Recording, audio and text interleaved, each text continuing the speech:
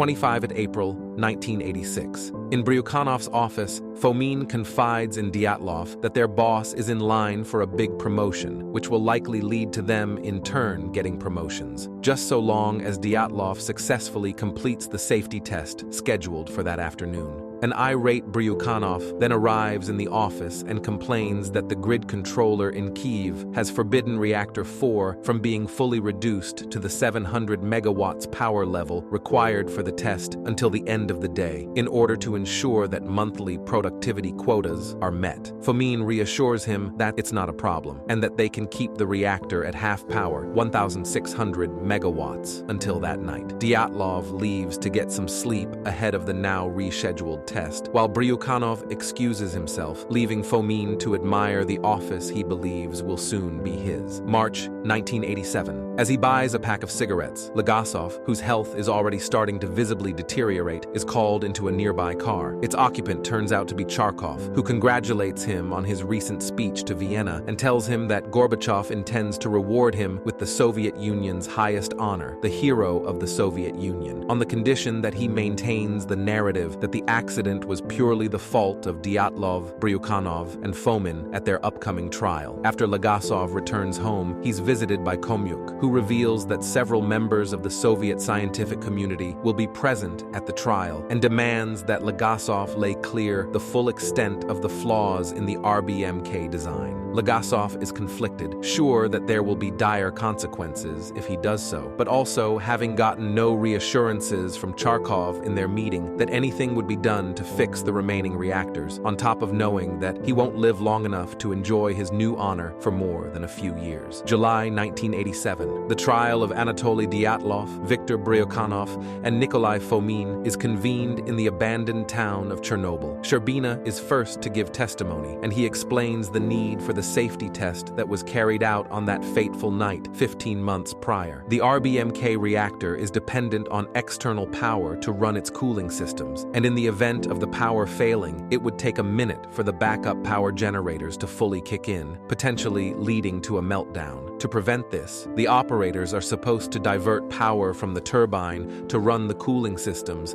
until the backup generators can kick in, and this test has to be completed before the reactor can go online. Bryukhanov, Dyatlov, and Fomin, in fact, never carried out the test before the reactor went online in 1983, but falsely claimed that they had, so that they could get state honors and cash bonuses. The 3 times they tried it all ended in failure, and the 4th time, they successfully blew the reactor itself. Komyak then takes over the testimony and reveals that the test was meant to take place during the afternoon of April 25th and should have been scrapped entirely when the grid controller refused to allow it to take place as planned, but that the management decided to instead hold it that night. This resulted in the day shift, who had been trained to carry out the test, being replaced by the night shift. April 1986. Toptunov arrives for his usual night shift at Reactor 4 and is quickly called into the control room, where Akimov briefs him on the test that's meant to be taking place. However, the 2 men are confused by the instructions, half of which are crossed out. Akimov calls the staff in Reactor 3, who advise him to still follow the crossed-out instructions. Dyatlov then arrives and, after taking a moment to chew out turbine engineer Igor Kirschenbaum for not having read up on a test he wasn't expecting to carry out until moments beforehand, instructs Toptunov to bring the reactor down to the required 700 megawatts. Komyuk likens the situation that Toptunov, who was mere 25 years of age and only had 4 months of experience as the senior reactor control chief engineer at Chernobyl Nuclear Power Plant, was forced to undertake this mission into space with minimal training, no prior warning, and only a list of half-crossed-out instructions to guide him. She adds that the bigger consequence of the delay was a poison building up in the reactor core.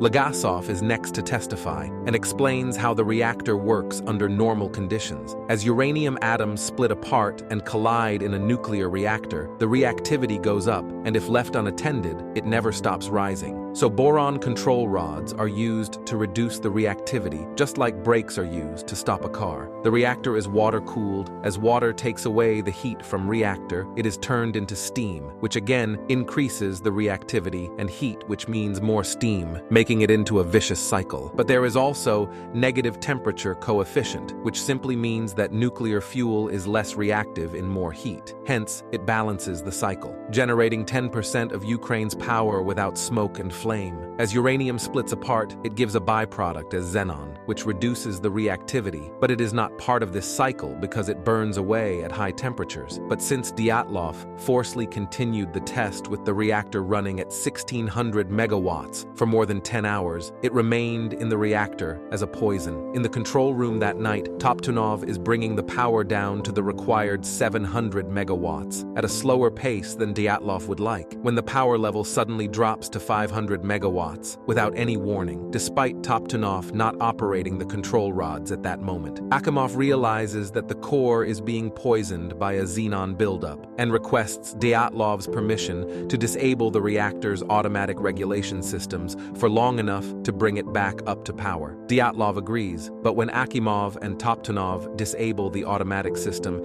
it has the opposite effect of what was intended and causes the power to completely crater, ending up at just 30 megawatts. Dyatlov is absolutely infuriated, and despite Akimov's pleading that the safety regulations require a complete shutdown and 24-hour wait for the xenon to decay away, Dyatlov orders him to get the power back to 700 megawatts by any means necessary, threatening to have them reassigned to Antarctica if they fail. Dyatlov suddenly interrupts Legasov's testimony to claim that he wasn't in the control room at that time, and that Akimov and Toptunov started raising the power of their own accord. This only serves to irk the prosecutor, Stepashin, who points out that both of the deceased men testified to the contrary. Sherbina then suffers a coughing fit, and the presiding judge decides that this is as good of a time as any for a recess. Outside, Sherbina fills in Legasov on the history of the town of Chernobyl, noting that its population was previously all but wiped out during World War II, but that people came back to live in the town anyway, until their blundering around with atomic energy rendered the town permanently uninhabitable. Sherbina then confides in Legasov that his own health situation is similarly grim, if not more so, and that he'll be lucky to be alive by the end of the following year. Succumbing to despair, Sherbina laments that his life and career never amounted to much, but Legasov reassures him that this is not true. Everything that was needed to contain the disaster was obtained through Sherbina, meaning that he saved far more lives than either one of them will ever know. When the proceedings resume, Legasov tells the court that the xenon levels in the reactor core were too strong for there to be any easy, let alone safe way of raising the power level. The only thing that Akimov and Toptunov could do was start removing the control rods, ultimately leading to them removing 205 out of 201 control rods, keeping only 6 inside the core. Despite their best efforts, Akimov and Toptunov can only get the reactor up to 200 megawatts. Dyatlov figures this is good enough, despite it being less than a third of what the test requires, and Akimov's protests that the steam levels and turbine speed are both too low for the test to deliver any valid results. By now, Stolyarchuk and Kirschenbaum are similarly convinced that what they're doing is extremely dangerous, but Dyatlov doesn't want to know and orders them to get things ready for the test. The reactor's Scala monitoring system prints out a report warning them that too few control rods are in the reactor and that they should shut down immediately, which is similarly blown off by Dyatlov. Finally, Dyatlov orders the test to begin, shutting off the supply of fresh cooling water. The remaining water begins to boil, at which point the reactor's heat goes up, burning up the xenon which had been slowing down the reaction and causing the reactor's power to spike 5-fold within a matter of seconds. Legasov says that Dyatlov broke every rule in the book and pushed Reactor 4 to the point of self-destruction, but that he did so under the belief that the AZ-5 button would prevent the disaster. Unbeknownst to him and the reactor's operators, that there was a fatal flaw in the system, namely the graphite tips of the control rods. Graphite increases the reactivity and its It's the first thing that enters in the core when the boron rods are pushed inside, which accelerate the reaction before it's stopped. Upon being asked why the control rods were designed this way, Legasov bluntly responds that it's for the same reason the Soviet Union is the only country to build and operate a reactor as poorly designed and lethally dangerous as the RBMK. It's cheaper. The court attendees are simultaneously irked by this insult to their national pride and alarmed at the implications of exactly what unfolded that night. Akimov reacts to the power spike by hitting the AZ5 button, beginning the insertion of all the control rods into the reactor. The already accelerated reaction rate further increases, instantly vaporizing all the cooling water in the reactor. The increase in steam pressure damages the fuel rod mechanism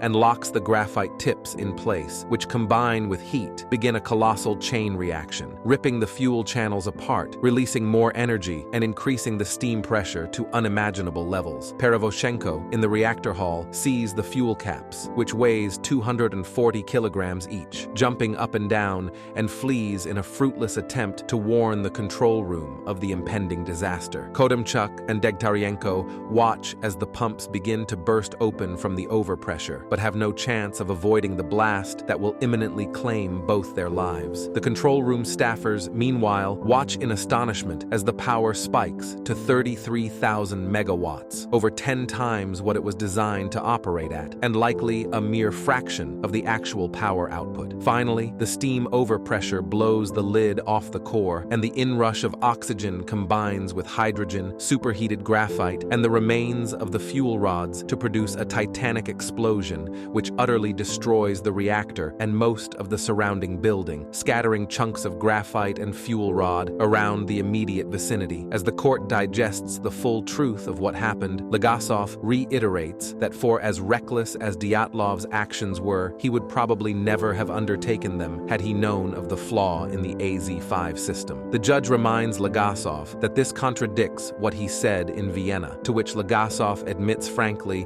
that his testimony was a lie, and indeed that the entire disaster was the result of secrecy and lies, born out of a desire to avoid the Soviet Union's nuclear technologies being seen as anything other than the best in the world, even if it comes at the cost of people's lives. He concludes his testimony by saying that is how an RBMK reactor core explodes. Lies. Legasov is immediately taken from the courtroom to a bathroom, where he's eventually confronted by the enraged Charkov. Charkov then admits that they can't actually punish Legasov in any real way, as his appearance in Vienna would lead to too many questions if he suddenly disappeared. Instead, his testimony at the trial will be disavowed and kept secret. He will hold his job in name only and not be permitted any actual duties, and the history books will be rewritten to give credit for his accomplishments to other people. As he's led away to begin his life of isolation and ignominy, Legasov shares one last look with Sherbina and Komyuk, knowing that they at least tried to do the right thing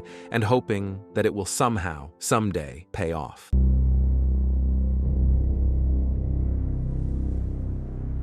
To be a scientist is to be naive. We are so focused on our search for truth, we fail to consider how few actually want us to find it. But it is always there, whether we see it or not, whether we choose to or not. The truth doesn't care about our needs or wants. It doesn't care about our governments, our ideologies, our religions. It will lie in wait for all time. And this, at last, is the gift of Chernobyl. Where I once would fear the cost of truth, now I only ask, what is the cost of lies? Help us reach our goal of 1,000 subscribers by hitting on that subscribe button. Thank you for watching.